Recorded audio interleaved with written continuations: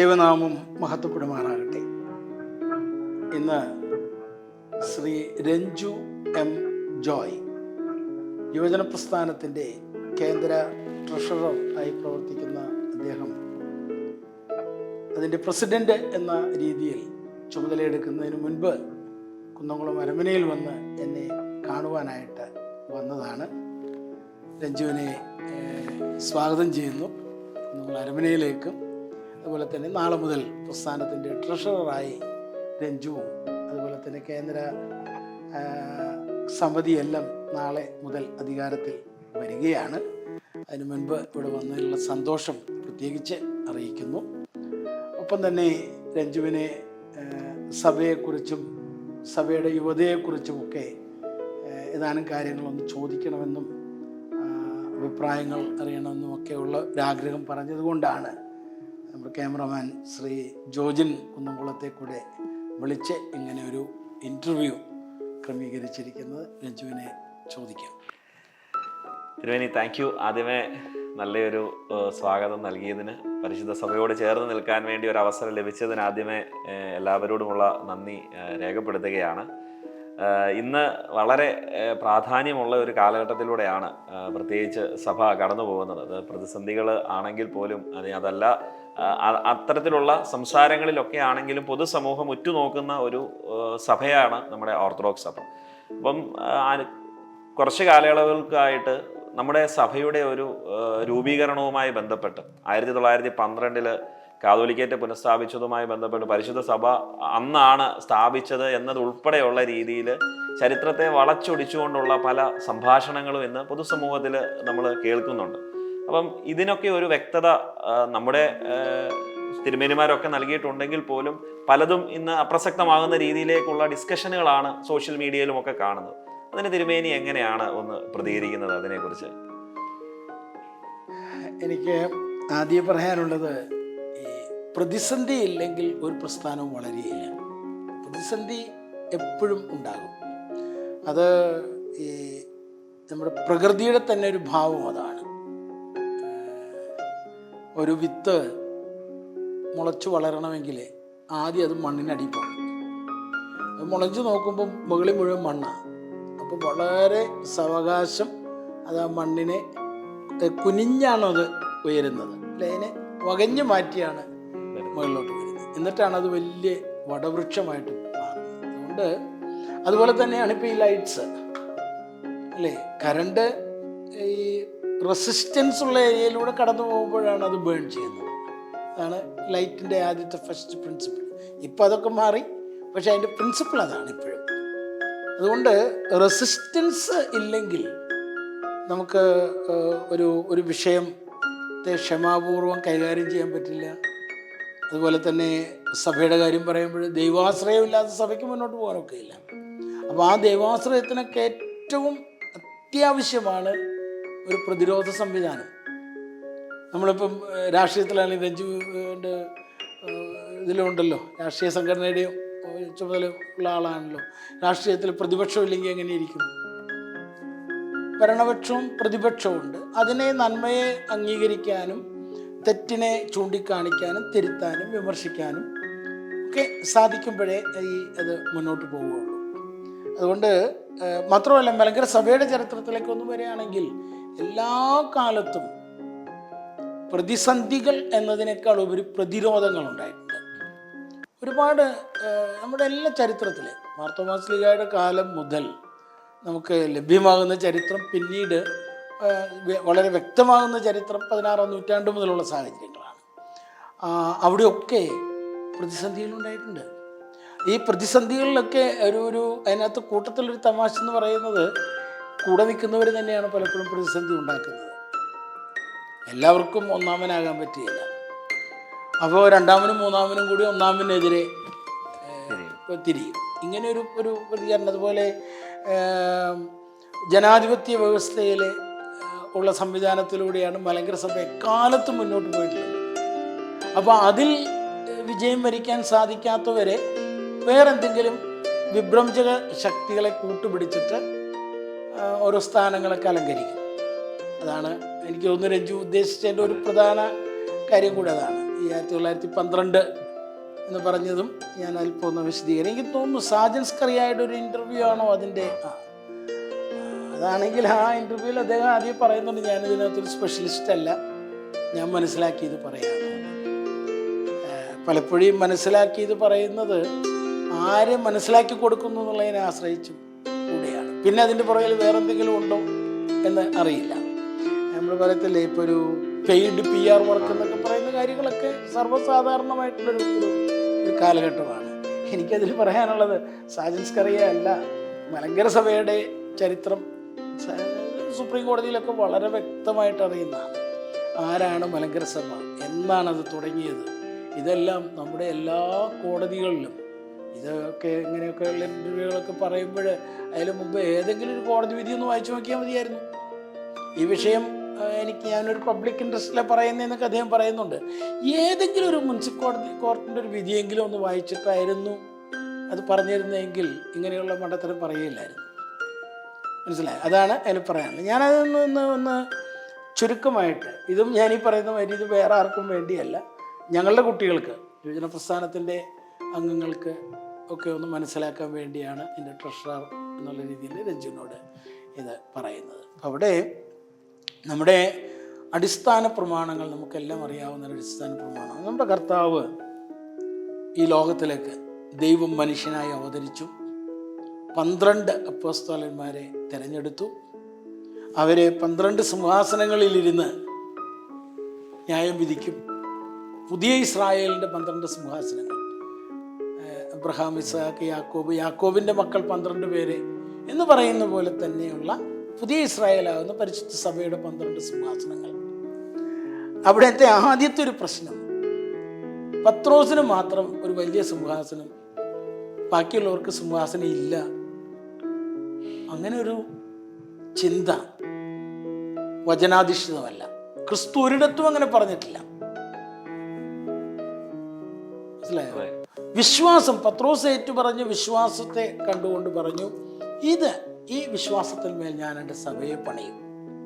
അത് പത്രോസിന്റെ മുകളിൽ സഭയെ പണിയുന്നല്ല, ഞാൻ ദൈവപുത്രനായ രക്ഷകനാണ് എന്ന് നീ മനസ്സിലാക്കിയല്ലോ, മശിഹായാകുന്നു, ആ വിശ്വാസത്തിന്മേൽ ഞാൻ എൻ്റെ സഭയെ പണിയും.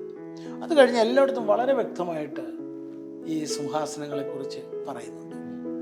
ലോകത്ത് ഏത് സമയത്ത് ഏത് സ്ലീഹന്മാർ ചെന്നു അതനുസരിച്ചാണ്. ഇപ്പോൾ കോപ്റ്റിക് സഭയുടെ സിംഹാസനം എന്ന് പറയുന്നത് മർക്കോസിൻ്റെ സിംഹാസനമാണ്, പത്രോസിൻ്റെ അല്ല. അപ്പോൾ ചിലർക്കുണ്ട് ഈ റോമ സാമ്രാജ്യത്തിൻ്റെ ഒരു പശ്ചാത്തലത്തിലാണ് പെട്രൈൻ പ്രൈമസി, പത്രോസിൻ്റെ പരമാധികാരം എന്നൊക്കെയുള്ള ഒരു ചിന്ത വന്നത്. റോമിൻ്റെ ഭാഗമായിട്ട് ദീർഘകാലം രാഷ്ട്രീയമായിട്ട് റോമിൻ്റെ കീഴിൽ നിൽക്കേണ്ടി വന്ന അന്ത്യോക്യയും ആ ചിന്താഗതി ഏറ്റുപിടിച്ചു. അങ്ങനെ ഒന്ന് പറയാനായിട്ട് ശ്രമിക്കുന്നുണ്ട്.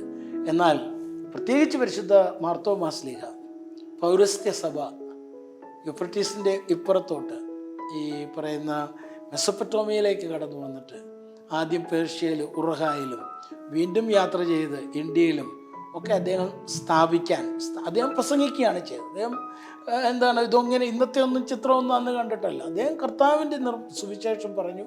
അവിടെയെല്ലാം സഭയുണ്ടായി. ആ സഭയെല്ലാം പരിശുദ്ധ മാർത്തോമാ ശ്ലീഹായുടെ ശ്ലൈഹിക പാരമ്പര്യത്തിലുള്ളതാണ്. അദ്ദേഹം വന്ന് സമൂഹത്തെ ഉണ്ടാക്കി, അദ്ദേഹം കൈവപ്പ് കൊടുത്തു, അതിൽ നിന്നൊരു പൗരോഹിത്യ ശൃംഖലയുണ്ടായി. അതെല്ലാം മാർത്തോമാ ശ്ലീഹായുടെ പാട്രണേജാണ്. പത്രോസിൻ്റെ പാട്രണേജ് അല്ല, മാർത്തോമൻ പൈതൃകമാണ്.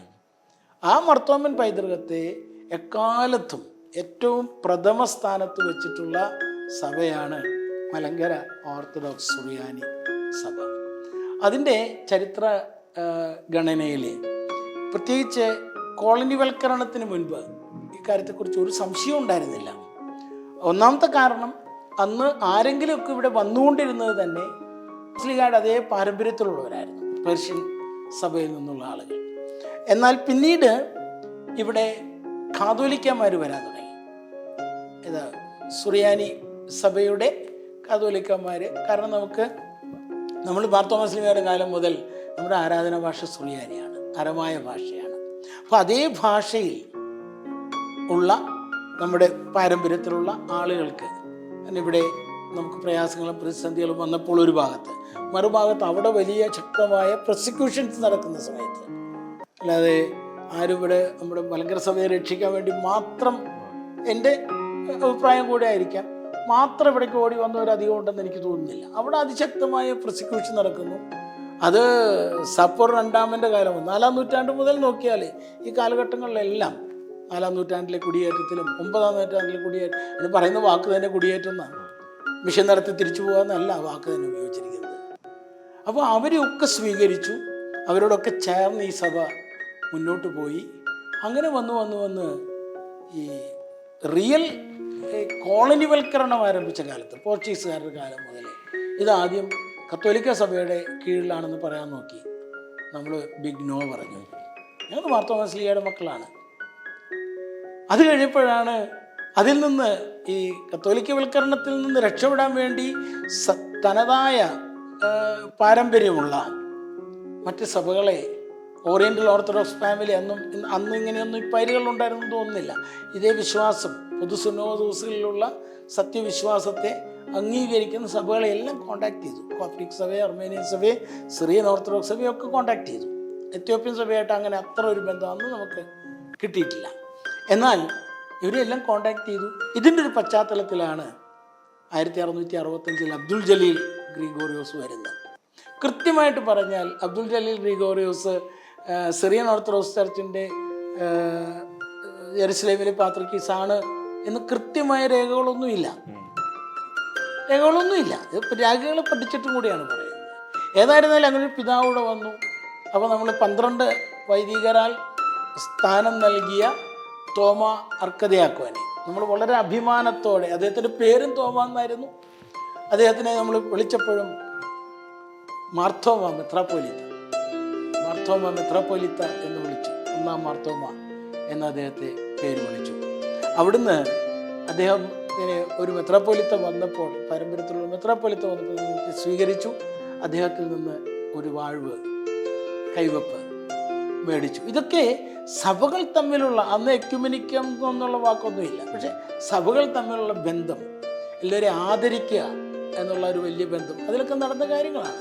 അത് മുന്നോട്ട് പോയി കഴിഞ്ഞപ്പോഴത്തേക്കും ആണ്, കുറച്ച് കഴിഞ്ഞപ്പോഴത്തേക്ക്, അതുപോലെ 1685 പ്രധാന പിതാക്കന്മാരുടെ കാര്യമാണ് ഞാൻ പറയുന്നത്. അന്നാണ് ആദ്യമായിട്ട് ടിക്രീസ് കാതോലിക്കേറ്റിലുണ്ടായിരുന്ന ഒരു പിതാവ് ഇവിടെ വരുന്നത്. അത് എൽദോമ ബസേലിയോസ് പിതാവാണ്. കോതമംഗലം. അദ്ദേഹത്തിൻ്റെ പേര് ബസേലിയോസ് ആണ്. കാരണം അദ്ദേഹം തിക്രീസിലെ കാതോലിക്കയാണ്. മറ്റ് ജെറുസലേം ഗ്രിഗോറിയസ് എന്നുള്ള ജെറുസലേം മെത്രാപ്പൊലീത്തയുടെ പേരാണ്, കാതോലിക്കയായിരുന്നില്ല. അത് കഴിഞ്ഞ് പിന്നെ 1751 സക്രല മൊപ്രിയാന വന്നു. ഈ പിതാക്കന്മാരാരും റിട്ടേൺ ടിക്കറ്റ് എടുത്ത് വന്നവരല്ല. ഇവിടെ കുറച്ച് നാൾ മിഷൻ നടത്തിയിട്ട് കാര്യങ്ങളൊക്കെ ശരിയാക്കിയിട്ട് പോകാമെന്ന് വിചാരിച്ച് റിട്ടേൺ ടിക്കറ്റ് എടുത്ത് വന്നവരല്ല. അവരെല്ലാം ഈ മണ്ണിൽ അലിഞ്ഞു ചേർന്നവരാണ്. അവർ മാത്രമല്ല, കുടുംബമായിട്ട് പലരും പോന്നിട്ടുണ്ട്. ഈ എല്ലാ കുടിയേറ്റങ്ങളിലും കുടുംബമായിട്ട് ആളുകൾ പോന്നിട്ടുണ്ട്. അവരെയൊക്കെ സ്വീകരിക്കുക, അവരിലൂടെ ഒന്നിച്ച് നാം വളരുകയും ചെയ്തു. അങ്ങനെ വന്നപ്പോഴത്തേക്കുമാണ്, പ്രത്യേകിച്ച് 1800-കളിൽ 1842 ഇവിടുന്ന് ഒരാൾ അന്ത്യോക്യയിൽ ആദ്യം പോയി പട്ടമേറ്റു. പാലക്കുന്നത്ത് മാത്യൂസ് ചെമ്മാച്ചനും മാത്യൂസ് അച്ഛൻ എന്നൊക്കെ പറയുന്നുണ്ട്. ചെമ്മാച്ചനായിരുന്നു, അവിടെ ചെന്ന് അച്ഛനായി കാണും, ഒരു മെത്രാച്ചൻ, അതൊന്നും ഇവിടെ വിഷയമല്ല. അങ്ങനെയാണ് സത്യത്തിൽ മലങ്കര സഭയിൽ അന്ത്യോക്യൻ ബന്ധം ആരംഭിക്കുന്നത്. അതുവരെ നമുക്കുള്ള ബന്ധം കിഴക്കിൻ്റെ കാതോലിക്കയായിട്ടാണ്.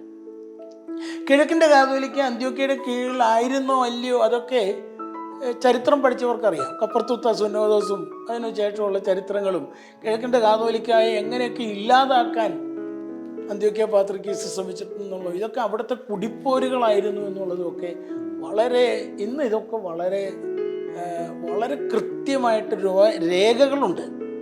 യൂലിയോസ് മെത്രാച്ചൻ പറയുന്നതുകൊണ്ടല്ല, കൃത്യമായ രേഖകളുണ്ട്. അവിടെ നടക്കുന്ന എല്ലാ സംഭവങ്ങളും ഇന്ന് വളരെ വ്യക്തമാണ്. ഏതായിരുന്നാലും അവിടെ ചെന്നു അദ്ദേഹം, കാരണം അവർക്ക് നഷ്ടമൊന്നുമില്ല. കേരളത്തിൽ നിന്ന് വരുന്ന ഒരാൾക്ക് എന്ത് ദാനം കൊടുക്കുന്നതിന് അവർക്ക് നഷ്ടമൊന്നുമില്ല. അവർക്ക് വെച്ചാൽ എന്തെങ്കിലും ഇപ്പോൾ ഇച്ചിരി പൈസ കിട്ടിയാൽ മതി. അതെല്ലാം കാലത്ത് ഇത് ഉണ്ടായിട്ടുണ്ട്. ഇന്നലെ അത് തന്നെ ഉണ്ടായതല്ല, പ്രത്യേകിച്ചൊന്നുമില്ല. അത് അദ്ദേഹത്തെ കൊടുത്തു. ഇവിടെ ബഹളം തുടങ്ങി. അത് കഴിഞ്ഞ പിന്നെയാണ് മനസ്സിലാകുന്നത്, ഈ വന്ന ആൾക്ക് വിശ്വാസപരമായിട്ട് യാതൊരു ഐക്യവും ഈ കാര്യങ്ങളുമായിട്ടില്ല. അങ്ങനെ വന്നപ്പോഴാണ് പുലിക്കോട്ടിൽ രണ്ടാമൻ തിരുമേനിയുടെ ഒരു കാലത്ത് അന്നത്തെ സഭാ നേതൃത്വം ഇതിനൊരു പ്രതിവിധി ഉണ്ടാകണമല്ലോ എന്നോർത്ത് അങ്ങോട്ട് തന്നെ മർദ്ദീനിലേക്ക് തന്നെ പോയിട്ട് പാത്രിക്കീസിൻ്റെ അടുത്ത് നിന്ന് പട്ടമേൽക്കുക. അതിൻ്റെ കാരണം എന്താ വെച്ചാൽ ഇതിന് ഇനി പ്രതിവിധി ഉണ്ടാവണമെങ്കിൽ അത് വേണം. അതിനു മുമ്പ് ഇവിടെ നാടൻ മെത്രാന്മാർ പുലിക്കോട്ടിൽ ഒന്നാമൻ തിരുമേനിയൊക്കെ ഇവിടുന്ന് തന്നെ പട്ടമേറ്റ ആളാണ് ബ്രിട്ടീഷ് ഗവൺമെൻറ്റിൻ്റെ കാലത്ത്. മനസ്സിലായോ? അദ്ദേഹത്തിന് പട്ടം കൊടുത്ത ആളാണ് കിടങ്ങൻ ഗീവർഗീസ് പീലക്സീനോസ്. കിടങ്ങൻ പീലക്സീനോസ് പുലിക്കോട്ടിൽ ഒന്നാമൻ്റെ ശിഷ്യനായിരുന്നു. ആർത്താറ്റ് പള്ളി വികാരിയായിരുന്നു. ആർത്താറ്റ് ഇടവക്കാരനായിരുന്നു. തൊഴിയൂർ സഭ ഒക്കെ ഒരുപാട് പറഞ്ഞാൽ അതിലേക്ക് അത് പോകുന്നില്ല, അവിടുത്തെ ബിഷപ്പായിരുന്നു. അതുകൊണ്ട് അന്ന് മൺട്രോ സാഹിബ് കൂടെ പറയുകയാണ്, നിങ്ങൾക്ക് നാടൻ മെത്രാന്മാരുണ്ടല്ലോ, നിങ്ങൾ എന്തിനാ അങ്ങോട്ടും ഇങ്ങോട്ടൊക്കെ പോകുന്നേ? അങ്ങനെയാണ് ദിവന്നാസ്യൂസ് രണ്ടാമൻ, ദിവന്നാസ്യൂസ് മൂന്നാമൻ, പുനത്ര തിരുമേനി, ദിവന്നാസ്യൂസ് നാലാമൻ, ചേപ്പാട്ട് തിരുമേനിയൊക്കെ പട്ടമേൽക്കുന്നത്. അങ്ങനെ ഒരു സംവിധാനം ഇവിടെ നിൽക്കുമ്പോഴാണ് ഇതിനെ സബോട്ടേജ് ചെയ്യാൻ വേണ്ടിയിട്ട് അന്ത്യോക്യയിൽ പോയി പട്ടമേറ്റത്. അതാണ് ആദ്യത്തെ അന്ത്യോക്യ എന്നുള്ള പട്ടം. ബാക്കി ഇവിടെ വന്നവരെ സ്വീകരിച്ചിട്ടുണ്ട്, അല്ലാതെ അങ്ങോട്ട് പോയി പട്ടമേറ്റത് ഈ പാലക്കുന്നത്ത് അത്താനാസ്യൂസാണ്. അവിടെ നിന്നുണ്ടായ പല പരിണാമങ്ങളുണ്ടായി. ആ പരിണാമങ്ങളുടെ പശ്ചാത്തലത്തിലാണ് ഇതിനൊരു അറുതി വരുത്താൻ വേണ്ടി 1876 പത്രോസ് മൂന്നാമൻ, പത്രോസ് തൃതീയൻ പാത്രിയർക്കീസ് മലങ്കരയിലേക്ക് വരുന്നത്. അതിൻ്റെയൊക്കെ ചരിത്രങ്ങളൊക്കെ നമുക്ക് അറിയാവുന്നതാണ്. അത് കഴിഞ്ഞ് തിരിച്ചു പോയപ്പോഴേക്കും അവിടെ അബ്ദുള്ള പാത്രിക്കീസ്, അബ്ദേദ് മശിഹ പാത്രിക്കീസ് അങ്ങോട്ടും ഇങ്ങോട്ടും ഭയങ്കര വഴക്ക്.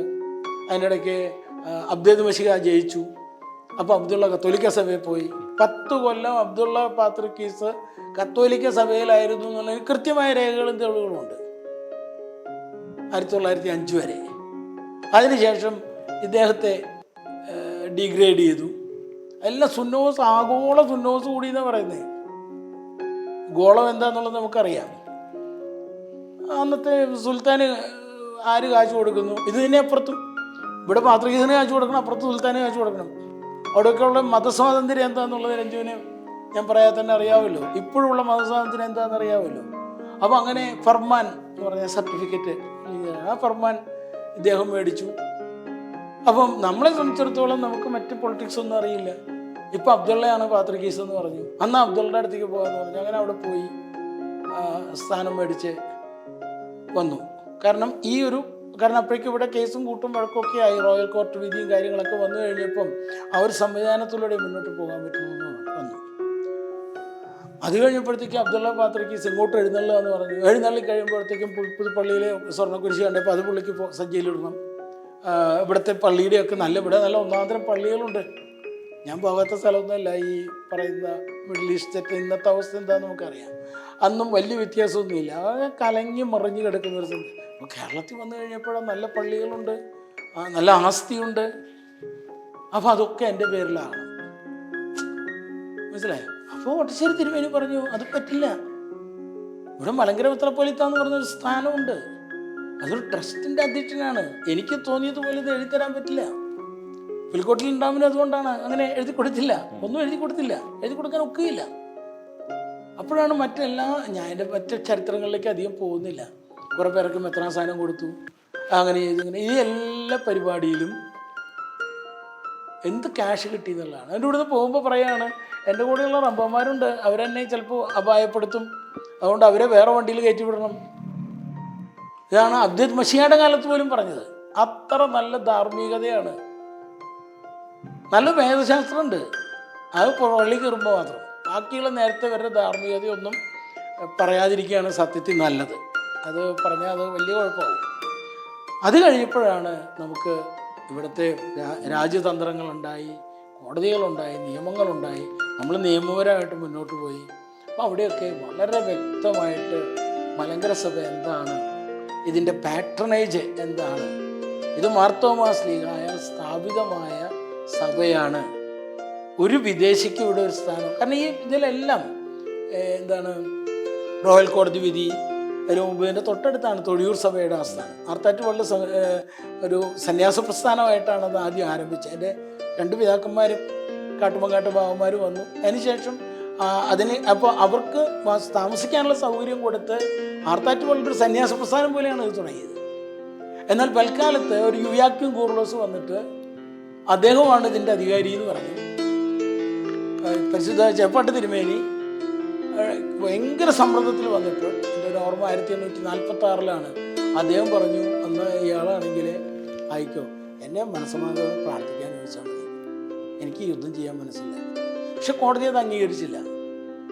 കോടതി പറഞ്ഞു, ഇന്ത്യൻ മെത്രാപ്പോലിത്തയ്ക്ക് ഭാരതത്തിലെ ഒരാൾക്ക് ഇവിടുത്തെ സ്ഥാവര ജംഗമങ്ങളുടെ അധ്യക്ഷനാകാനൊക്കെ ഉള്ളൂ, അതുകൊണ്ട് യുയാക്വിം കൂർലോസിനെ അധ്യക്ഷനാകാൻ ഒക്കെയില്ലാന്ന് പറഞ്ഞു.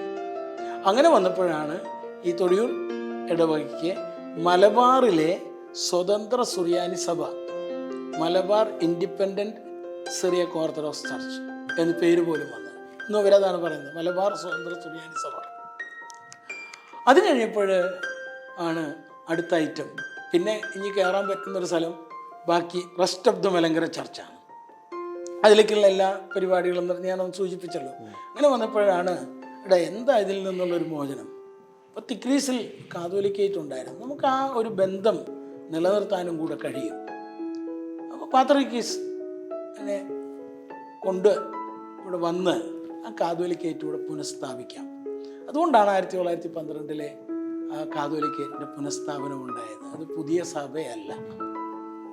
സഭയല്ല, മലങ്കര സഭയാണ്. ഈ പറയുന്നവർക്ക് തിരിച്ചൊന്ന് ഈ പേര് പറയുന്ന സാജൻസ്കറിയോ ഒന്ന് പഠിച്ചാൽ മതിയായിരുന്നു. ഈ 12 ശേഷം എന്തൊക്കെയാണ് പിന്നെ ഉണ്ടായതെന്ന് അങ്ങനെ പഠിക്കാൻ താല്പര്യം ഉണ്ടായിരുന്നെങ്കിൽ 58 വിധി വന്നതിന് ശേഷം മലങ്കര സഭ ഒന്നേ ഉള്ളൂ എന്നും അതിലെ കാതോലിക്കയാണ് യഥാർത്ഥ കാതോലിക്ക എന്നും പൂർണ്ണമായിട്ട് സമ്മതിച്ചിട്ടല്ലേ വിഘടിത വിഭാഗം നമ്മുടെ കൂടെ വന്നത്, അങ്ങനെ ഒന്നായത്, സഭ ഭംഗിയായിട്ട് മുന്നോട്ട് പോയത്.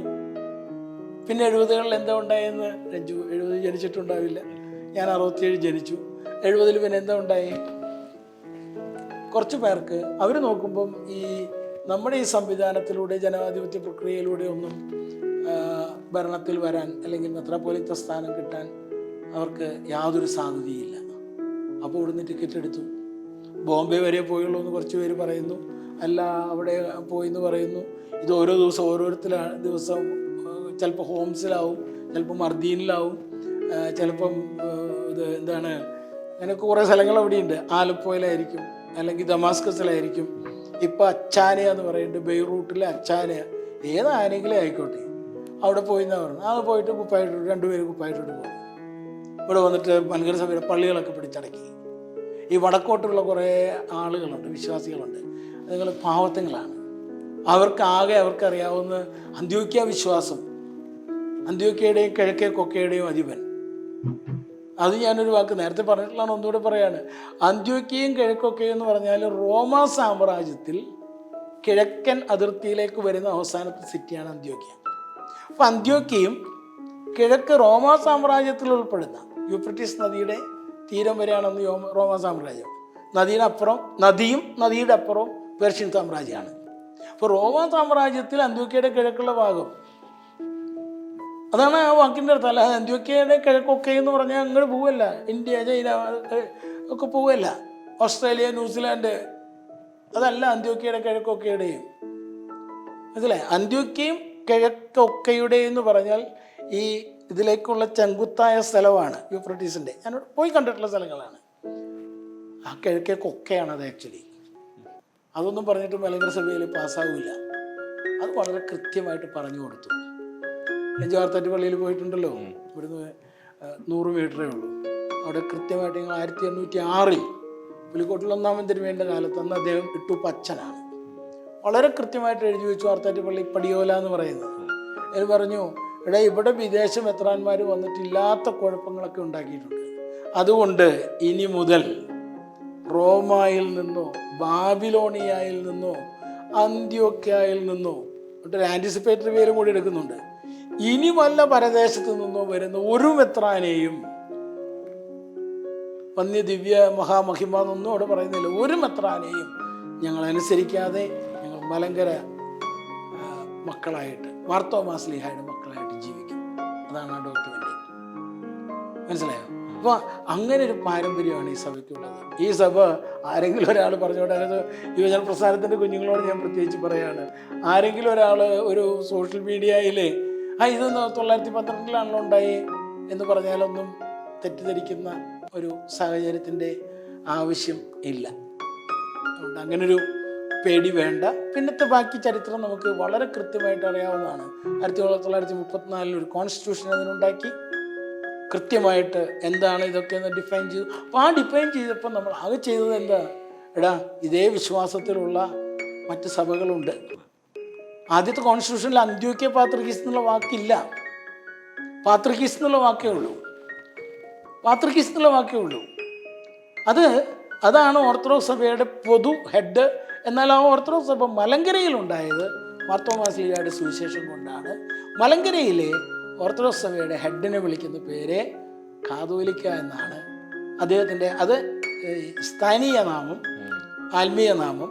മറ്റേ സ്ഥാവര ജംഗമങ്ങളുടെ അധികാരി എന്നുള്ള നിലയ്ക്കുള്ളത് മലങ്കര മെത്രാപ്പൊലീത്ത എന്ന നാമമാണ്. അതിനെയാണ് പല വിധത്തിൽ വ്യാഖ്യാനിച്ച് ചുരുക്കത്തിൽ ഒറ്റ വാക്കി പറഞ്ഞ രഞ്ജു ഇത്രയേ ഉള്ളൂ. ഞാൻ എവിടെയെങ്കിലും ചെന്നാൽ ഞാൻ അവിടുത്തെ അടിമയാണേ എന്ന് പറഞ്ഞ് മുട്ടുകുത്തിയാൽ എനിക്കൊരു സ്ഥാനം കിട്ടും. അതിന് നല്ല ചിലവും ഉണ്ടാവും. ചിലവ് കൂടാതെ ഒന്നും ഒരു കാര്യം അവിടെ നടക്കുകയില്ല, എനിക്കറിയാം. പിന്നെ കുറേ പേർക്ക് ടിക്കറ്റ് കൊടുത്തപ്പോൾ അവരെല്ലാം പോയി. പിന്നെ സർക്കാരിൻ്റെ കാശിൽ കുറേ പേരെ വിളിച്ചു, അവർക്കെല്ലാം വോട്ട് ബാങ്കാണ്. അപ്പോൾ അവർ പോയി. നല്ല കാര്യം, അവരൊക്കെ പൊക്കോട്ടെ, ഒന്നും വിരോധമൊന്നുമില്ല. പക്ഷെ മലങ്കര സഭയുടെ അസ്തിത്വത്തെ ആര് ചോദ്യം ചെയ്താലും ദൈവം സമ്മതിക്കുകയില്ല, മാർത്തോമാ ശ്ലീഹ സമ്മതിക്കുകയില്ല. മാർത്തോമാ ശ്ലീഹ മുതൽ ഇന്നയോളം ഭാഗ്യമോടെ പ്രതിരോധത്തിലൂടെ വാണരളിയിട്ടുള്ള നമ്മുടെ പിതാക്കന്മാരാരും സമ്മതിക്കുകയില്ല. ഇവരെ ആരെയാണ്, നമ്മുടെ ഏത് പിതാവിനെയാണ് ഇവർ ഉപദ്രവിക്കാതെ വിട്ടിട്ടുള്ളത്? അതെല്ലാം ഈ പറയുന്ന ഇതെല്ലാം പ്രതിലോമ ശക്തികളായിരുന്നു. ഓരോ കാലത്തും ഔദ്യോഗിക നേതൃത്വത്തിനെതിരെ വരുന്ന ഞാഞ്ഞൂളുകൾ ആണ് ഈ കാര്യങ്ങളൊക്കെ ചെയ്തിട്ടുള്ളത്. ഞാൻ ആ വാക്ക് കൃത്യമായിട്ട് പറയുകയാണ്. പക്ഷെ ആ ഞാഞ്ഞൂളുകൾക്കൊക്കെ അത്രയേ ഉള്ളൂ. അവസാനം എന്താ കിട്ടിയത്? സ്ലീവ് ഓടിക്കാൻ നിവൃത്തിയില്ല. 3 കട്ടി വിട്ടിട്ട് പേടിച്ചിട്ടൊക്കെ ഇരിക്കണേ.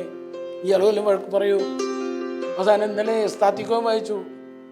എന്താ പറഞ്ഞ് രഞ്ജി കേട്ടായിരുന്നു? മൂറോൻ താൻ കൂതാശ ചെയ്യാൻ പാടില്ല.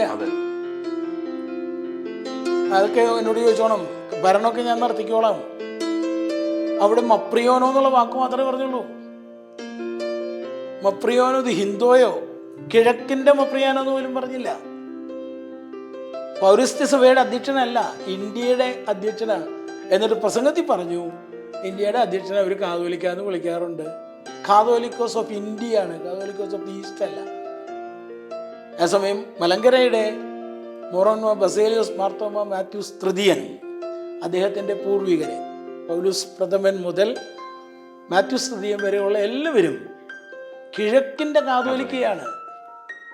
ഒരു സുന്നതദോസിൻ്റെ അധ്യക്ഷനായിരിക്കുവാനും മെത്രാപ്പോലിത്തന്മാരെ വാഴിക്കാനും മൂറോൻ കൂദാശ ചെയ്യുവാനുമുള്ള അധികാരമുള്ള, അത് അബ്ദുൽ മശിഹ പാത്രിക്കീസ് ബാവയുടെ കൽപ്പന മുതൽ അത് വളരെ കൃത്യമായിട്ട് എഴുതിയിട്ടുണ്ട്. അതും ആരുടെയും അച്ചാരമല്ല. പൗരസ്ത്യ സഭ ഓട്ടോസെഫാലസ് ആണ്, ഓട്ടോണമസ് ആണ്.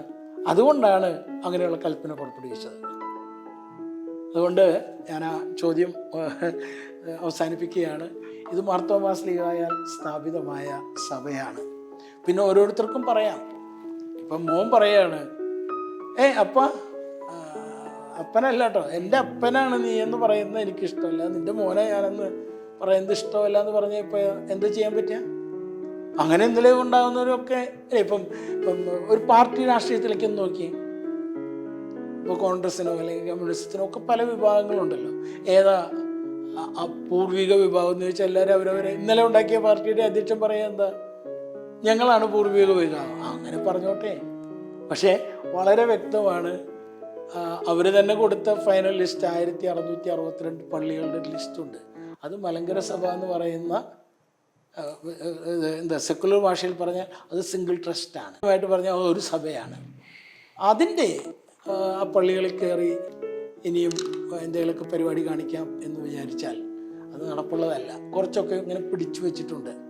നമ്മളൊരു സമുദായത്തിലൊരു ഒരു സംഘർഷവും പ്രയാസങ്ങളും ഉണ്ടാക്കേണ്ടതെന്ന് വിചാരിച്ചുകൊണ്ട് നമ്മളതിലേക്ക് കൂടുതൽ പോകുന്നില്ല. മനസ്സിലായോ? 60 പള്ളി ആരുടെയെന്ന് പിടിച്ചെടുത്തു. ഈ 60 പള്ളിയിൽ മിക്കവാറും എല്ലാ പള്ളികളും എത്രയോ കാലം പഴക്കമുള്ളത്. ഇവിടെ അന്ത്യോക്യ പത്രികീസാണോ കേരളത്തിൽ പള്ളി പണിതേ? വിവരക്കേട് പറയുന്നതിന് മര്യാദ വേണ്ടേ? എരഞ്ചുവിൻ്റെ തുമ്പമൺ പള്ളി അന്ത്യോക്യ പത്രികീസ് വന്നിട്ട് പണിതാണോ? 1000 വർഷത്തോളം പഴക്കമുള്ളതല്ലേ? ഇവിടുത്തെ പഴയ പള്ളികളിലൊക്കെ പേരെന്താ? പത്രോസിൻ്റെ ആണോ? ഇവിടെ 3 റേഞ്ചിലാണ് ആദ്യത്തെ പള്ളികളൊക്കെ. ആദ്യം ഇത് കന്യാമറിയാമിൻ്റെ നാമത്തിലാണ് പഴയ പള്ളികളെല്ലാം, ഈ ആദ്യത്തെ 7 പള്ളികൾ, തുടർന്നുള്ള കുറേ പള്ളികളും. പിന്നെ ഏറ്റവും കൂടുതലൂടെ പള്ളികളുണ്ട് തോമാസ് ലീഹായുടെ നാമത്തിലാണ്, പത്രോസിൻ്റെയും പൗലോസിൻ്റെയും നാമത്തിലല്ല. അവരൊക്കെ നല്ല നമുക്കേറെ ബഹുമാനമുള്ളവരാണ്. പക്ഷേ തോമാസ് ലീഹായുടെ, മാർത്തോമൻ പള്ളി, കോതമംഗലം മാർത്തോമൻ പള്ളി, മുളന്തുരുത്തി മാർത്തോമൻ പള്ളി, അല്ലേ, മാർത്തോമൻ പള്ളികളാണ്. അത് കഴിഞ്ഞ് പിന്നെ സഹോദരന്മാരുടെ നാമത്തിലൊക്കെ പള്ളികളുണ്ടായി. ഈ അന്ത്യോക്യ പത്രികീസ് വന്നതിന് ശേഷമാണ് പത്രോസ് പൗലോസ് പള്ളികൾ അധികം ഉണ്ടാകുന്നത്. മുമ്പ് തീരെ ഇല്ലെന്ന് പറയുന്നില്ല, ഞാൻ ഓർക്കുന്നില്ല, എന്നാൽ അധികം ഉണ്ടാകുന്നത് അതിന് ശേഷമാണ്. അതിനൊന്നും നമുക്ക് വിരോധമില്ല. പിന്നെയാണ് ഇഗ്നാത്യൂസ് ഒക്കെ നാമത്തിലൊക്കെ പള്ളി പണിതു. അതൊക്കെ ഈ വരുന്ന ആളെ എപ്പോൾ ഏത് പേര് പറഞ്ഞ് കല്ലിടുന്നു, അങ്ങനെ ഏത് സംഭവിക്കുന്നത്. അല്ലാതെ ഇവരാരും ഇവിടെ പള്ളി പണിത് തന്നിട്ടില്ല. 5 പൈസയുടെ പ്രയോജനം സാമ്പത്തികമായിട്ട് അവിടുന്ന് ആരും ഇങ്ങോട്ട് കൊണ്ടുവന്നിട്ടില്ല. ഇവിടുന്ന് കൊണ്ടുപോയിട്ടുള്ളതേ ഉള്ളൂ. അതിപ്പോഴും നടക്കുന്നുണ്ട്. അത് നടന്നോട്ടെ, നമുക്ക് വിരോധമൊന്നുമില്ല. പക്ഷേ മലങ്കര സഭയുടെ നേരെ കുതിര കയറാൻ വരാം എന്ന് വിചാരിക്കേണ്ട. ഞാൻ ഈ വിഷയമൊക്കെ പറയുമ്പോൾ ഇച്ചിരി തുറന്നു പറയും. അപ്പോൾ ചിലപ്പോൾ ചിലർക്ക് ഭാഷ മോശമാണെന്ന് തോന്നും, എന്നൊക്കെ പറയും. പിന്നെ ഒരു കാര്യം കൂടെ എന്നോട് ചേർത്തുണ്ട്. ഈ മലങ്കര സഭയിൽ തന്നെ ഒരുപാട് ആളുകൾ ഇതിലൊക്കെ അസ്വസ്ഥ അല്ല, അത് നിങ്ങൾ പറഞ്ഞാൽ പറ്റുകയില്ല. അതുപോലെ തന്നെ 60 പേരെ പോലും കൊണ്ടുപോയിട്ടില്ല. ഞാൻ കാണിക്കാം. 60 അല്ല, മാന്യന്മാർ അനേകരെ മലങ്കര സഭയിലോട്ട് വന്നിട്ടുണ്ട്. ഈ പള്ളികളിലൊക്കെ കോലഞ്ചേരി പള്ളിയിൽ 2 കുർബാനയുണ്ട് എല്ലാ ഞായറാഴ്ചയും. പെരുന്നാളിൻ്റെ അന്ന് മുതലേ വിധി നടപ്പാക്കിയ അന്ന് മുതലുള്ള 2 പെരുന്നാൾ കുർബാനയിലും ഇഷ്ടം പോലെ ആളുകൾ വരുന്നുണ്ട്. അവർക്കൊക്കെ ഒരു ഫോൾസ് നോഷൻ കൊടുത്തിട്ട് നാളെ കിട്ടുട്ടോ എന്ന് പറഞ്ഞിട്ട് പിടിച്ചു നിർത്തിയിരിക്കുന്നതുകൊണ്ടാണ്. അവരെല്ലാം മലങ്കര സഭയുടെ മക്കളാണ്. നിനക്ക് ഇനി പുതിയ ഓരോ കാലത്തും ഓരോരുത്തരും ഉണ്ടാക്കിയിട്ടുണ്ടല്ലോ. മാർത്തോമ സഭ എത്ര ഭംഗിയായിട്ട് അവർ പിരിഞ്ഞു പോയിട്ട് അവരൊരു സഭയായിട്ടത് വളർന്നു. അങ്ങനെ വളർന്നോട്ടെ. മഫ്രിയോനോ ആബൂൻ മോറാനല്ല, അവർ തന്നെ എഴുതിയിരിക്കുന്നതാണ്. മഫ്രിയോനോ ആബൂൻ ബസേലിയോസ് യൗസേപ്പിന് എല്ലാ ആശംസകളുണ്ട്, മലങ്കര സഭയുണ്ട്. അതുപോലെ തന്നെ മറ്റൊന്ന് അദ്ദേഹം പറഞ്ഞു, പരുമലയിൽ ഞാൻ ചെന്ന് പ്രാർത്ഥിക്കാറുണ്ടെന്ന്. ഇപ്പം ഈ പോകുന്നതിന് മുമ്പ് സകലയിടത്തും പോയി, കുന്നംകുളത്തും വന്ന് പ്രാർത്ഥിച്ചു. പുത്തമ്പള്ളിയിൽ സെൻറ്റ് മേരീസ് പുത്തമ്പള്ളി, അവർ സിംഹാസന പള്ളി എന്ന് വിളിക്കും. ഇവിടെ സിംഹാസനമൊന്നുമില്ല, സെൻറ്റ് മേരീസ് പുത്തമ്പള്ളിയാണ്. ഇതിൻ്റെ നേരെ കിഴക്കുള്ളതാണ്. അവിടുത്തെ പിതാക്കന്മാർ സ്ലീബ മൊറസ്താത്യൂസ് പിതാവിൻ്റെ അടുത്തും പൗലോസ് സേവ്യറിൻ്റെ അടുത്ത് വന്നു എന്ന് പറഞ്ഞിട്ടുണ്ട്. അദ്ദേഹത്തിനോട് രൈത്തം ഉണ്ടെന്ന് തോന്നുന്നു. എവിടെയൊക്കെ ദുഃഖ ധൂമം വെച്ച് പോയി. എൻ്റെ പരുമല വരാങ്ങി, പരുമല വന്നിരുന്നെങ്കിൽ തീർച്ചയായിട്ടും നമ്മുടെ മാവരുമേനി പറയുന്നത് താങ്കൾക്കൊന്ന് പ്രാർത്ഥിക്കണോ, പ്രാർത്ഥിച്ചോ എന്ന് പറയും. പക്ഷെ പരുമല എൻ്റെയാന്ന് പറയാനൊക്കെ എന്നേ ഉള്ളൂ. പരുമല ഒന്നും പ്രാർത്ഥിക്കണോ. പക്ഷെ അപ്പോൾ ഈ തലമുറയുടെ 4ാം തലമുറയിലെ പരിശുദ്ധനെ അവിടെ വേണ്ടായിരുന്നു.